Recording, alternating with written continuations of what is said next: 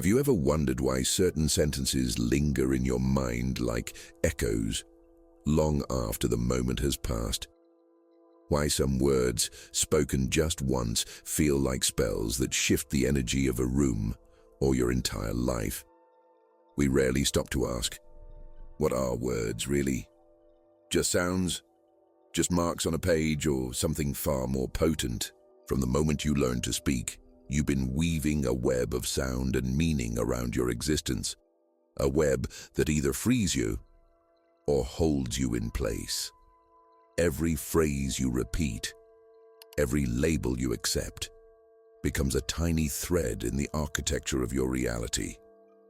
And yet, this invisible architecture often goes unquestioned. You speak, and the world reacts. But what if the words themselves are what shapes the world? We are taught that language is a tool for expression.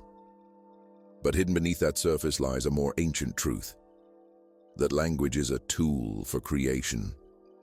Imagine this: you are not just a person using words. You are a being composed of them. Thoughts made audible, frequencies wrapped in flesh. And each time you speak, even in passing, you're activating subtle vibrations that ripple outward, touching the people, the energy, even the outcomes around you. Your words are not passive, they are causative. That's the part nobody told you, and perhaps the part they didn't want you to know. In the modern world, we toss words around like empty shells. We say, I'm tired, I can't, I'll never, as if these declarations carry no weight, but they do. Each one lands inside your nervous system, whispering instructions, rewriting the script, limiting the path ahead. And while this may seem abstract, there's something deeply practical about it. Because the language you use, especially when you're alone with yourself, literally constructs the boundaries of your identity. What you believe is possible, what you dare to attempt, what you silently tell yourself you'll never become. But it wasn't always this way. In the ancient mystery schools, language wasn't something to be taken lightly. Words were sacred instruments, tones chosen with precision. It was understood that language is magic, and like any magic, it can be used for healing or for harm. So here's the revelation. You've been casting spells your entire life. You just didn't realize it. And now, the question isn't whether your words shape reality. It's whether you're ready to shape them intentionally, to reclaim the language of power and stop speaking as if you are powerless. In the next few minutes, we're going to journey deep into this forgotten wisdom, where neuroscience meets mysticism, where vibration becomes manifestation, and where the quietest phrases echo across dimensions. This isn't about fake positivity or linguistic tricks.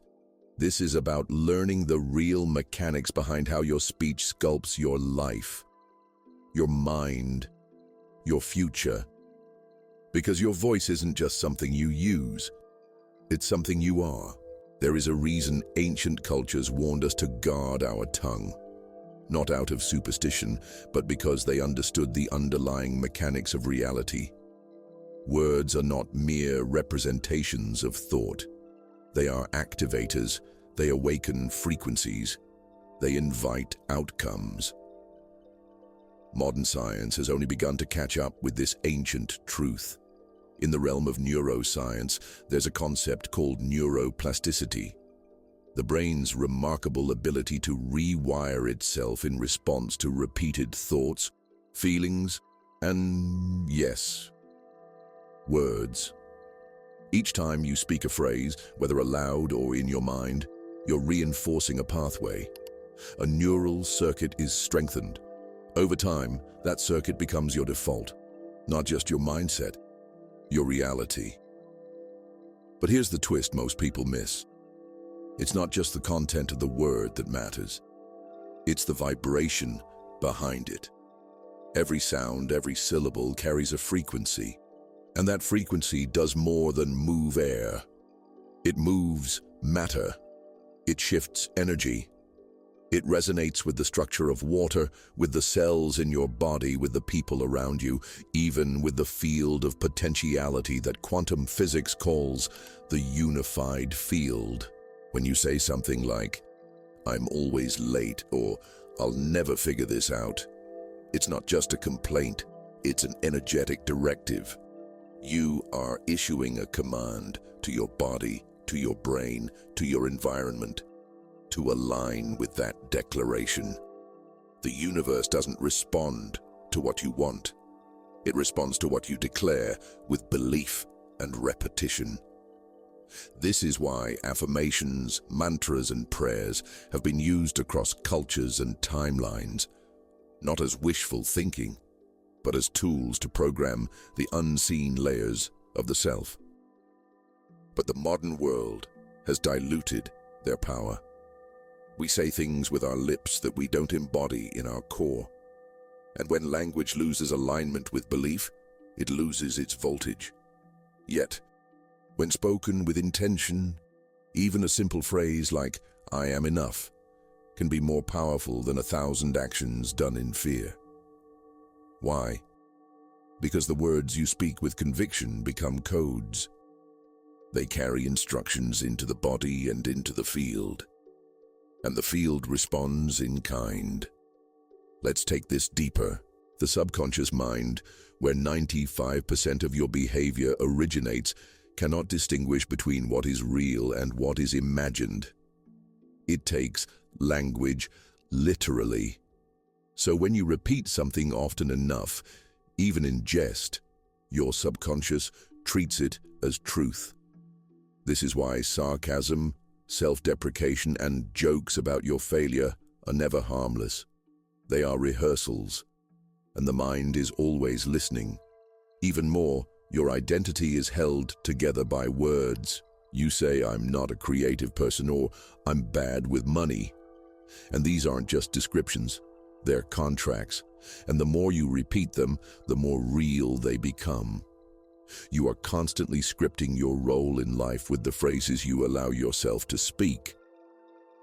So, what happens when you begin to edit the script?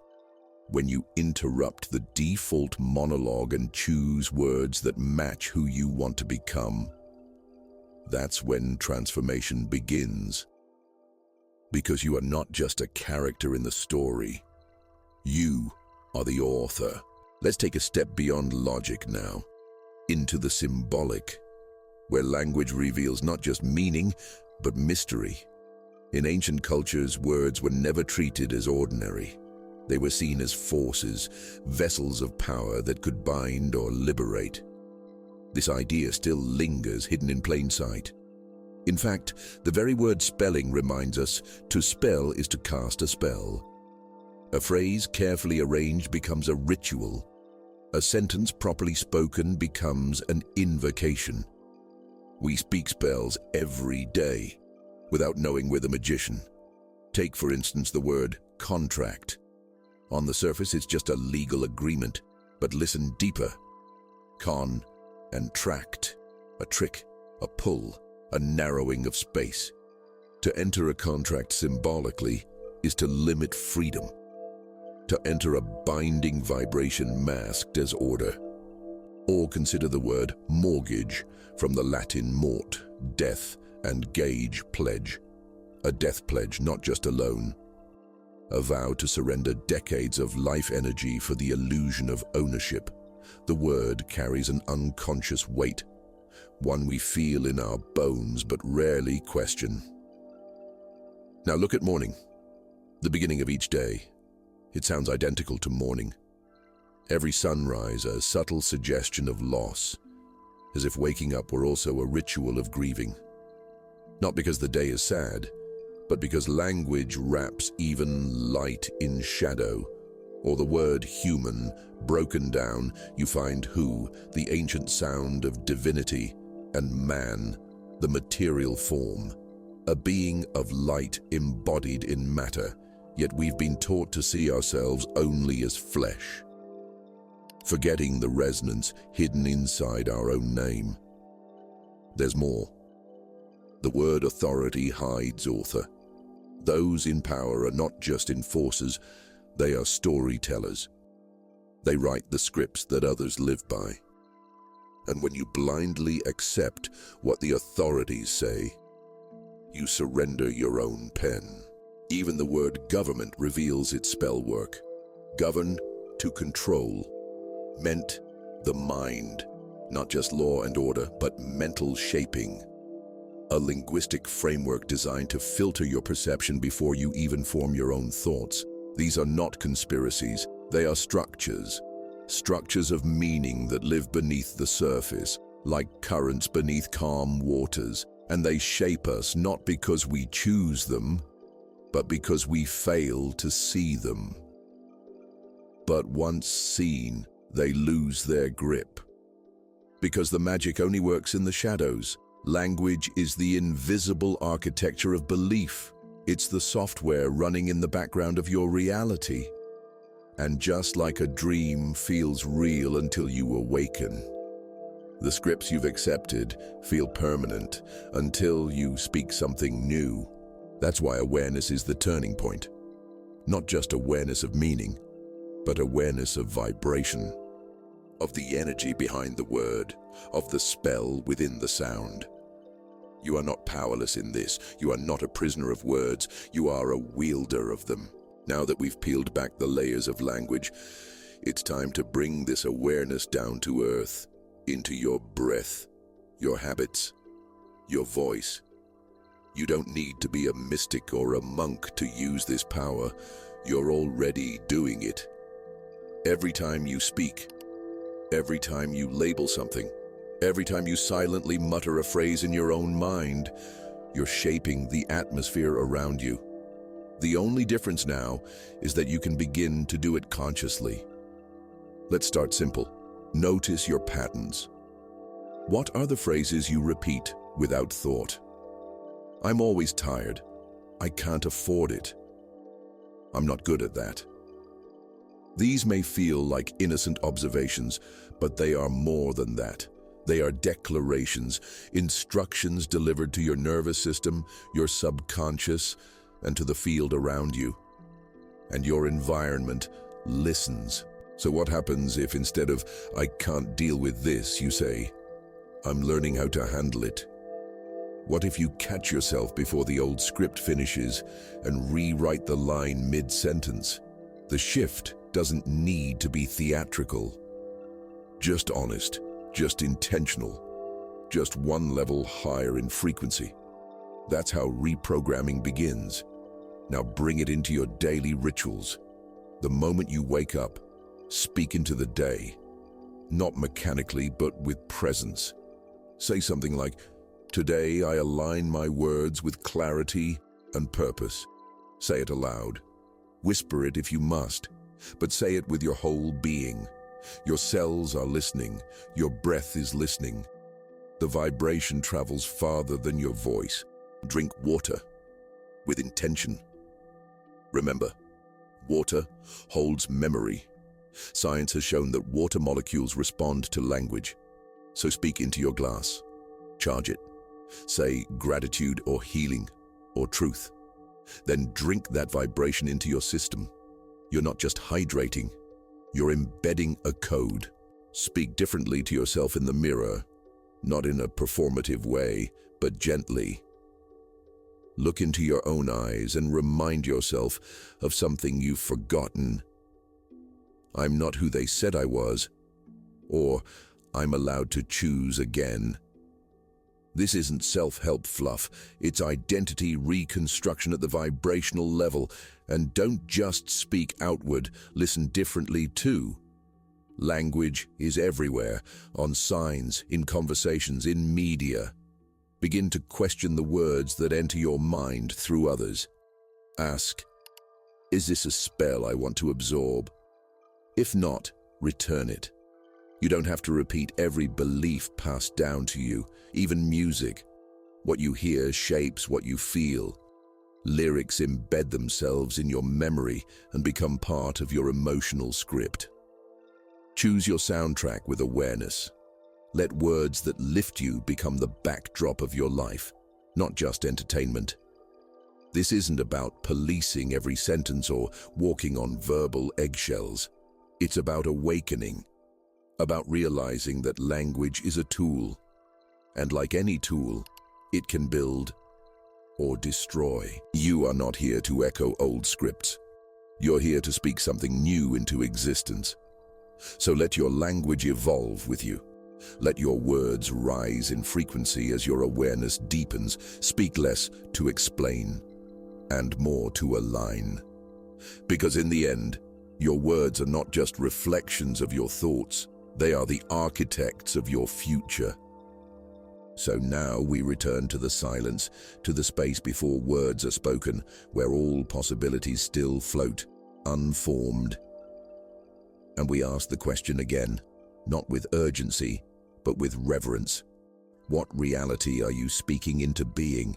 You've seen now that your language is not random. It's a spell book, an instrument, a brush dipped in sound that paints the canvas of your experience. Each word you've ever spoken has left a trace. In your mind, in your body, in your field. And the words you've yet to speak, they're waiting for you, waiting to be chosen with more care, more clarity, more power. This isn't about perfection. You're not expected to never speak in anger or doubt or fear. You're human. But now you know that every time you do, you're placing bricks. You're building, and you have the option in every moment to build something different. You've been programmed, yes, but you can reprogram. And it starts not with giant transformations, but with a single shift in how you speak about yourself, about your life, about the world you wake up in. So maybe tomorrow when you rise, you won't say, "I'm exhausted." Maybe you'll say, "My energy is returning to me." Maybe instead of, "This is hard," you'll whisper, "I'm being strengthened."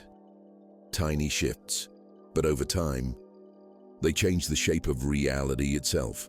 Because reality isn't made only of atoms, it's made of meaning. And meaning is made of words. You've already begun this process just by listening, just by opening to the idea that your language could be a portal, not a prison.